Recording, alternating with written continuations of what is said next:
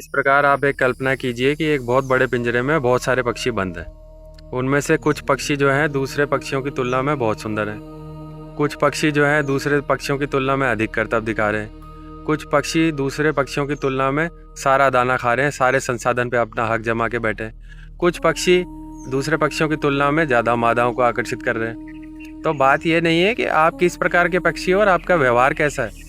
बात यह है कि सबकी अवस्था एक है, सब पिंजरे में बंद हैं और सबको वास्तव में क्या चाहिए, उस पिंजरे से आज़ादी।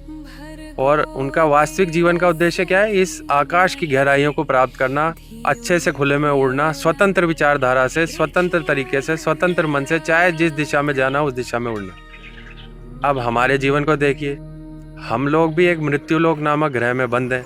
ये एक बहुत बड़ा पिंजरा है। कुछ लोग सोने के पिंजरे में बंद हैं, कुछ लोग लोहे के पिंजरे में बंद हैं। कुछ अधिक करतब दिखा रहे हैं इंस्टाग्राम फेसबुक पे, कुछ कम करतब दिखा रहे हैं। कुछ सक्सेसफुल और सेलिब्रिटीज़ हैं, कुछ आम आदमी हैं। कुछ देखने में बहुत सुंदर लगते हैं, कुछ एवरेज दिखते हैं। बात यह नहीं कि आप क्या कर रहे हैं इस मृत्यु लोक पे, बात यह है कि आपको वास्तव में करना क्या चाहिए था और आप क्या कर रहे हैं। इस जीवन का प्रमुख उद्देश्य ये था कि आप अपना आत्मिक उत्थान करते, अपनी स्वतंत्र विचारधारा रखते और इस जीवन से मुक्ति का उपाय ढूंढते। और आप क्या कर रहे हैं, पक्षियों की तरह करतब दिखाने में एक दूसरे के साथ अपना समय और दूसरे लोगों का समय खराब कर रहे हैं। और इसका अंत क्या होगा, जैसे वो पक्षी एक एक करके उस पिंजरे में मर जाएंगे, कुछ पक्षी याद रखे जाएंगे, कुछ नहीं रखे जाएंगे।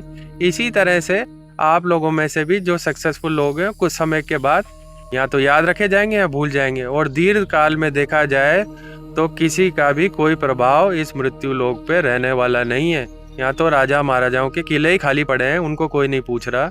तो तुम क्या करना चाहते हो, अपने जीवन के वास्तविक लक्ष्य को पहचानो और उस दिशा में आगे बढ़ो।